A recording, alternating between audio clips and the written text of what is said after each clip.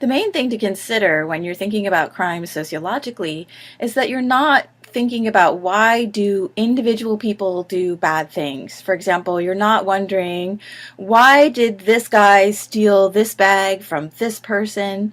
You're thinking, why is there more crime in this neighborhood than this neighborhood? Or why does white collar crime get treated in a different way than street crime might get treated? You're looking at crime from the perspective of social norms and patterns and institutions, which makes it a really different way to think about crime than you might think about it psychologically or as simply as a policy or social problem. There are three main points that I'd like you to consider when thinking about a sociological criminology. The first is that crime differs across time and location. The second is that crime differs in terms of structured social inequalities. And the third is to consider the institutions or the shaping of the laws. Let me go back to the first point. Crime differs across time and location. Certainly you can imagine if you lived 100 years ago, you would be obeying and considering different kinds of laws. Certain things would be considered legal 100 years ago that would be illegal today. A lot of our laws around childcare, for example, didn't even exist 100 years ago. So if you left your small children unattended for long periods of time, which unfortunately was fairly common when you had poor families that had to leave and work and no childcare, there was nothing illegal about that per se. The way that we commonly dress today could get you arrested for indecent exposure, for example, 100 years ago. Women wearing pants 100 years ago in certain places would be considered a crime.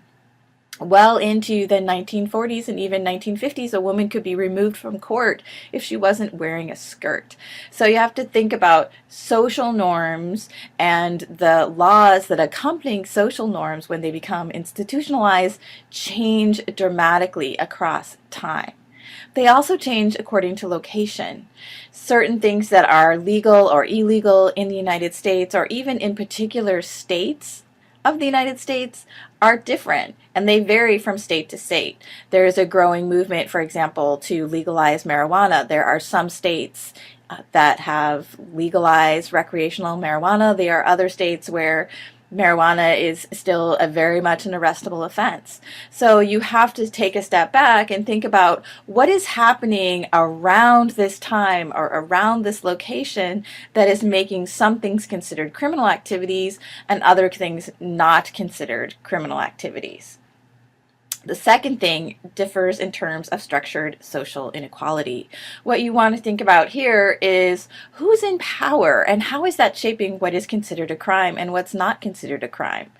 One thing that many people often criticize our current criminal justice system for is being very punishment oriented when it comes to street crimes, things like theft or drug dealing, gang activity, this kind of thing, and not particularly rigorous when it comes to enforcing white-collar crime. It's very unusual for anyone to get a long prison sentence, for example, for white-collar crime. And this is true despite the fact that it is considered by most people who research this that white-collar crime kills many more people each year than street crime does. It costs us many billions more a year as a country than street crime does, but despite that, we do not concern ourselves terribly with white-collar crime committed by professionals in professional settings. I would argue as a sociologist that the reason for that is because white-collar crime is committed by people who have power and who have influence over lawmakers, and street crime, as traditionally understood, is committed by people who often do not have the same level of power and influence. So their activities become considered very criminal and very dangerous. And white-collar crime activities like insider trading, healthcare fraud, pollution, unsafe working conditions, unsafe products are not considered serious crimes, even though they kill more people and people are very rarely punished for it. Related, you need to consider the shaping of the laws. Laws are made by human beings. They are made by people in particular time and place, and they are reacting to a particular set of historical circumstances. You need to understand, right, if you're looking at the white collar crime issue, well, who's making these laws? What are their concerns? Thinking about all this context can help you think about the crime beyond maybe the stereotypical things you might see on TV or what's covered in the media, to actually looking holistically at criminality as a sociological construct. Finally, on this point, I'd like you to remind you of your calling for the sociological imagination, that we are called to look at crime not just from an individual perspective, again, but from the perspective of structural and historical roots. If we want to understand the street drug trade, for example, we have to understand things about the medical community, about the history of alcohol use and why alcohol would be more acceptable than street drugs, even though you can make a very strong argument that alcohol is more dangerous.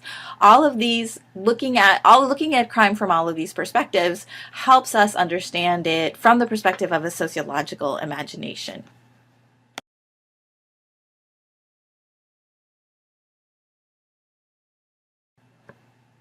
One of our most famous sociologists who studied crime was Edwin Sutherland, and he described criminology this way. He said that criminology was the study of the making of laws, the breaking of laws, and society's reaction to the breaking of laws.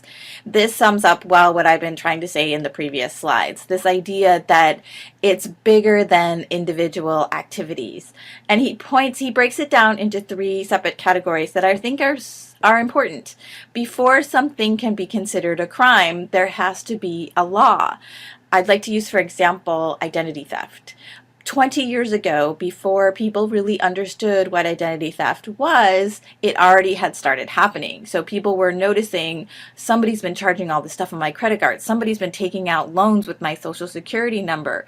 They would go to the police, and the police would have very little that they could do about it because there weren't the laws in place to say, this is identity theft. This is a particular crime. It is a product of the internet age, and this is how we're going to tackle it. Once people recognized it as a problem, that's when the laws were created. The breaking of the laws similarly needs to be understood as such. First, the law has to exist. Then you have to break it. Then what you've done is criminal. Before that, you might have been technically doing a lesser crime. For example, going back to the identity theft example, maybe they could get after you for, credit card fraud or something, but not for the entirety of what you had done to this other individual. So the breaking of laws is, again, contingent on the making of the laws. The reaction to the laws is contingent on the laws existing. If you can't have theft and you can't have people reacting to theft unless you have private property, unless you have this conception that theft is a thing, is a problem that needs to be dealt with. So first you have private property, then you have people stealing, then you have a law saying, wait a minute, you can't steal my stuff, that's mine. And then you have reaction to that, saying that this is the punishment for this thing, this is appropriate.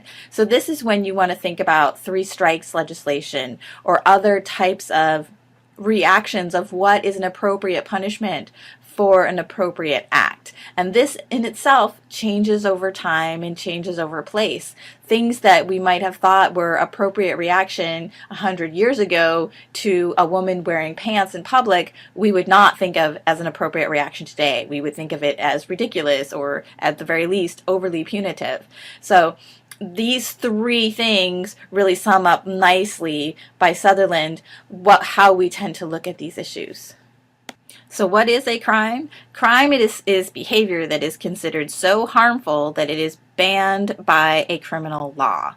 There are a few different categories of crimes that we tend to talk about when we do criminology.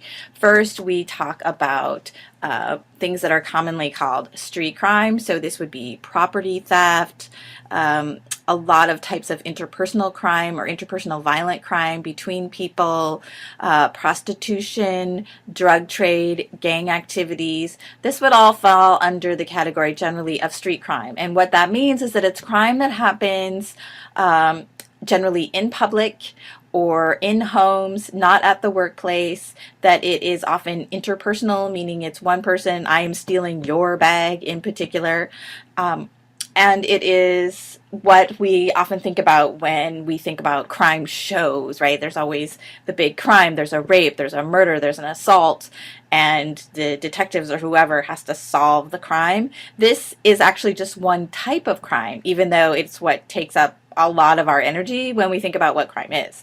The other one is, or a other one when we think about crime, is domestic violence and other forms of interpersonal violence that is not falling more into the street crime end of things. So this is crimes between intimates. This is rape and sexual assault. This is domestic violence, interpersonal violence. This is violence against children or child abuse and neglect.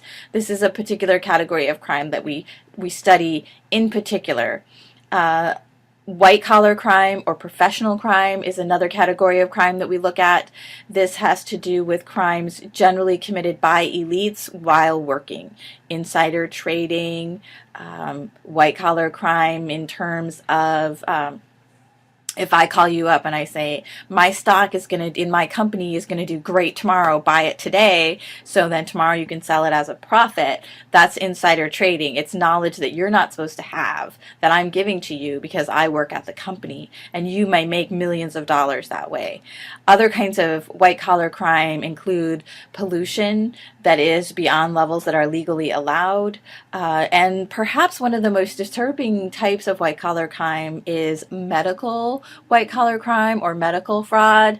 This involves doing procedures, medical procedures that can be really dangerous on people who don't actually need it. So the doctor can charge the insurance company or the government, whoever's paying the bill, for this procedure. It can be really dangerous. It kills thousands of people a year. It's a white-collar crime, but it is not generally considered a violent crime, even though people die from it. Finally, we think about, generally under the rubric of street crime, we also think about vice crimes. And these are crimes that are crimes only because someone has decided that they are a crime. They are sort of an affront to social norms. This is prostitution, drugs, gambling, pornography.